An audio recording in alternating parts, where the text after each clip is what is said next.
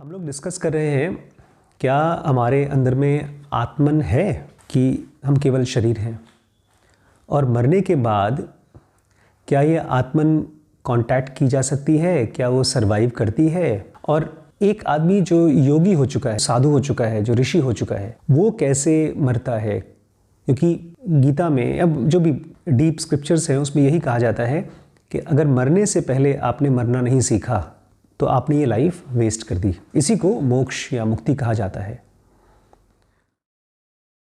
कल हमने थोड़ा सा डिस्कशन किया था इसके ऊपर कि डेथ का जो प्रोसेस है उसमें केवल फिजिकल बॉडी राख होती है जब जल जाती है, लेकिन दूसरी बॉडी जो मॉलिक्यूलर बॉडी है वो ख़त्म नहीं होती, लेकिन उसके साथ कुछ और होता है। उसके साथ वही होता है जो हमारे साथ रोज़ होता है अनकॉन्शियसली।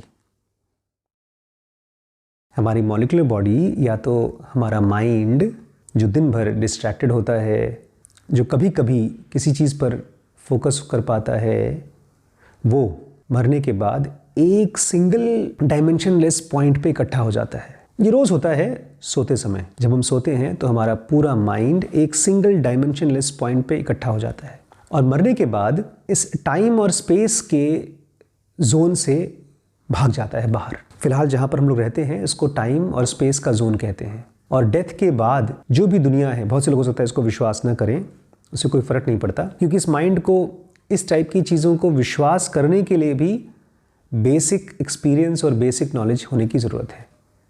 जैसे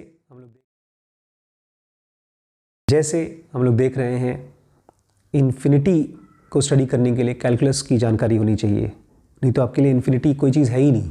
स्पेस हमको दिखता नहीं है लेकिन वो है। ऐसे ही डायमेंशंस, दूसरे डायमेंशंस, मॉलिक्यूलर वर्ल्ड हैं, हमारे एक्सपीरियंस का भी पार्ट है। सोते समय हम उसको एक्सपीरियंस भी करते हैं, लेकिन फिर भी हम उसके बारे में कभी विश्वास नहीं आ पाता। तो बहुत से लोगों को विश्वास होगा तो ये वीडियो उन्हीं के लिए। तो हमारा मॉलिक्यूलर बॉडी एक पॉइंट पर कॉन्सेंट्रेट हो जाता है और टाइम और स्पेस के बियॉन्ड चला जाता है, और ये सब कुछ होता है अनकॉन्शियसली। और एक योगी क्या करता है, वो अपनी पूरी लाइफ में इसी चीज़ को कॉन्शियस प्रोसेस बनाने की कोशिश करता है।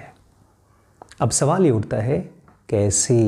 तो एक योगी या एक बहुत सीरियस आदमी जो स्पिरिचुअलिटी को समझने की कोशिश कर रहा है, वो कैसे कॉन्शियसली मर सकता है, उसके लिए वो डेवलप करता है एसेंस ऑफ कॉन्शियसनेस। थोड़ा सा इसमें मैं रुक करके आपको समझाना चाहता हूँ कॉन्शियसनेस कैसे अवेयरनेस से अलग है। आपको पता है अलग अलग है? आपका माइक तो यहाँ पड़ा। कॉन्शियसनेस और अवेयरनेस, इन दोनों में डिफरेंस क्या है? Theoretical difference. कॉन्शियसनेस का मतलब है जैसे हम किसी चीज़ के बारे में कॉन्शियस है। आप जो बोल रहे हैं वो दोनों चीज़ें एक ही बोल रहे हैं।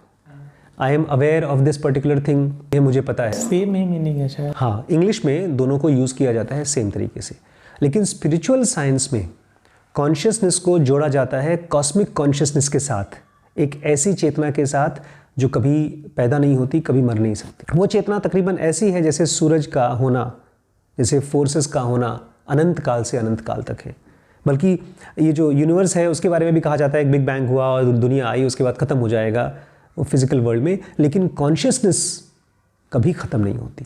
इसलिए जब भी गीता में या कृष्णमूर्ति या रमण जैसे लोग बात करते हैं अपने ट्रू सेल्फ की, तो बोलते हैं वो कभी नहीं ख़त्म होता। उसके लिए ऐसे ऐसे शब्द यूज़ किए जाते हैं, हज़ारों सूरज की रोशनी, एक ऐसी दुनिया जहाँ कभी अंधेरा नहीं होता, तो वो है कॉन्शियसनेस। लेकिन हमारे पास जो है इस समय, जो फिजिकल बॉडी के साथ जो हम चीज़ यूज़ करते हैं वो है अवेयरनेस।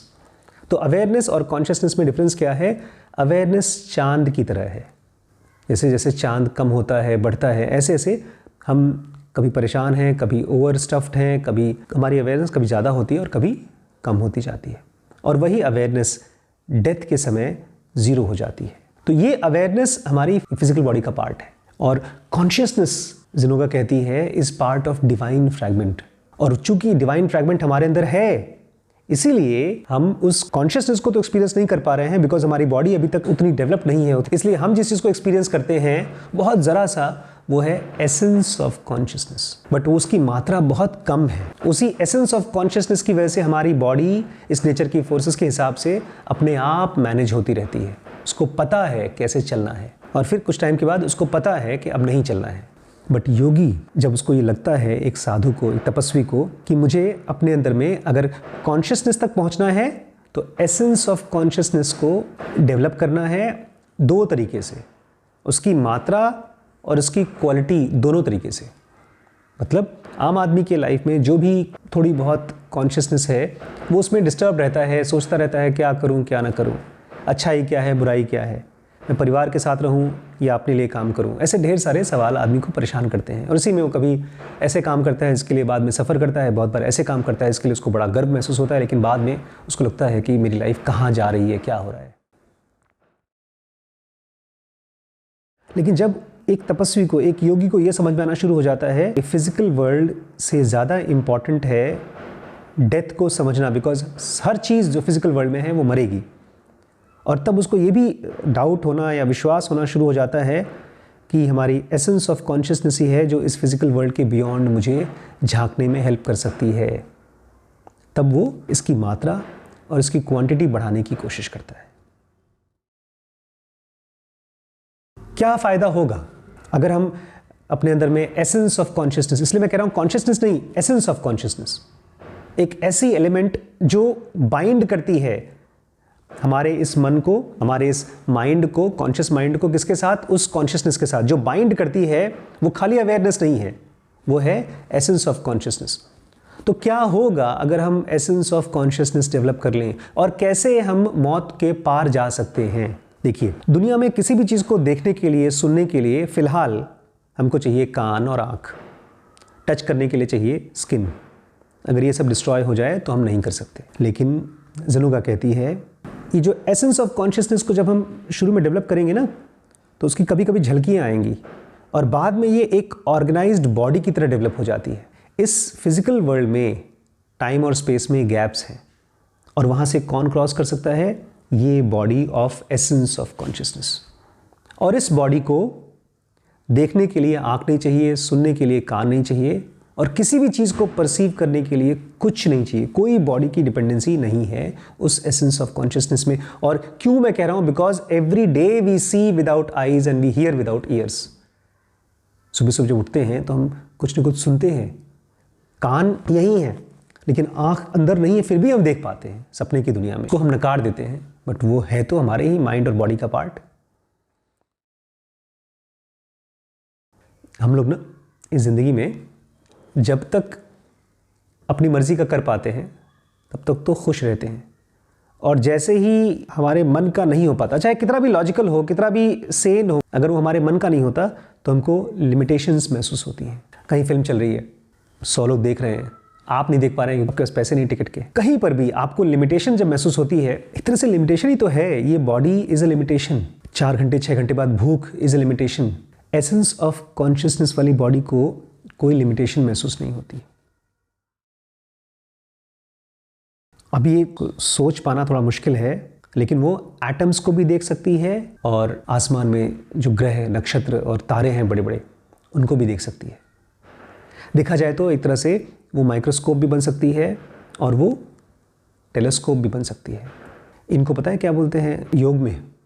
इनको सिद्धियाँ कही जाती हैं, और बहुत से लोग स्पिरिचुअलिटी में केवल इन सिद्धियों के लिए आते हैं। हालांकि जितने भी समझदार योगीजन हुए हैं, जैसे रमण हुए हैं, कृष्णमूर्ति हुए हैं, उन्होंने इसको बहुत संभाल करके अवॉइड करने की कोशिश की है, मना किया है, क्योंकि ये खेल चीज़ों को पाने भर का नहीं है। ये खेल बड़ा ख़तरनाक है। इस बॉडी में रहने की इतनी आदत पड़ चुकी है कि लगता है बस खाना मिल जाए, नींद मिल जाए, मच्छर न काटें, बस यही फ्रीडम है। असली फ्रीडम तो इस बॉडी का न होना है, लेकिन वो भी हमारे बस में नहीं है। जब मौत आती है तो हम नहीं ला सकते उसको।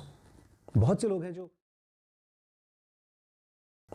हैं जो कहते हैं मुझे नहीं जीना है, मुझे मरना है, सुसाइड की तरीके से नहीं, वो जेन्युइनली बहुत सालों से तपस्या कर रहे हैं, फिलॉसफी पढ़ रहे हैं, ध्यान कर रहे हैं, लेकिन फिर भी वो बॉडी के साथ बंधे हुए हैं। और ऐसे आदमी को चाहे कोई चमत्कारी शक्ति मिल जाए, वो हवा में एस्ट्रल ट्रैवलिंग कर सके, कुछ भी कर सके, उसके लिए वो फ्रीडम नहीं है, वो भी एक तरह की बाउंडेशन है। ट्रू फ्रीडम तब होती है जब आप अपने अंदर की सारी पोटेंशियल्स को टच कर सको और उनके ऊपर डिपेंडेंट ना रहो। ये फिजिकल बॉडी हमारी पोटेंशियल है, एक बच्चा जब चलना शुरू कर देता है तो हम बोलते हैं हाँ सही कर रहा है, अब चल रहा है। वही बच्चा जब दौड़ पाता है, नौकरी कर पाता है तो बोलते हैं देखो अपनी डेस्टिनी को, अपने पोटेंशियल को जी रहा है। वही बच्चा जब अपनी मॉलिक्यूलर बॉडी को जी पाता है डीप मेडिटेशन में, तब वो अपनी पोटेंशियल को जी रहा है। और वही बच्चा जब कॉन्शियसली अपने शरीर को छोड़ पाता है तो हम कहते हैं वो मुक्त हो गया है। लेकिन ये रास्ता खाली लेक्चर का नहीं है। इस तरह से सुनेंगे तो खाली मन में इच्छाएं डेवलप होंगी, शक्तियों की। शमशान वाली डेथ नहीं, रोज़मर्रा की लाइफ की डेथ। इसलिए कृष्णमूर्ति क्या कहा करते थे, जिस चीज़ ने आपको कल दुखी किया था वो आज फिर से जब याद आती है तो उसके लिए आपको डेथ से डरना नहीं है, उसके लिए आपको डेथ को एक हीलिंग प्रोसेस की तरह देखना है। हम लोग बहुत बार अपनी चीज़ों को मिस करते हैं, पुरानी चीज़ों को, अच्छी अच्छी चीज़ों को। अगर हम खाली लाइफ इसी फिजिकल बॉडी और इसी के सेंसेशंस को जी रहे हैं और इसी को लाइफ मान रहे हैं और डेथ को इसका पार्ट नहीं मान रहे हैं तो हम मन से फ्री नहीं हो पाएंगे। और बड़ी अजीब बात है, जो आदमी मरना नहीं सीखता वो डेथ के बियॉन्ड की जो लाइफ है उसको नहीं परसीव कर पाता।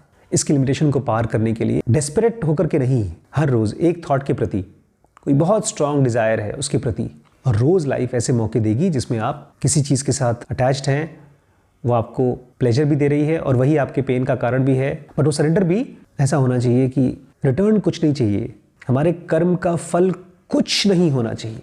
जब तक हम अपने कर्म को इस तरह से ना कर सकें कि उसके बदले में मुझे कुछ नहीं चाहिए, तब आपके पास सब कुछ होता है एंड यू आर कंप्लीटली काम। और ऐसा आदमी मर नहीं सकता, ऐसा ही आदमी आत्म हो जाता है, स्वयं हो जाता है।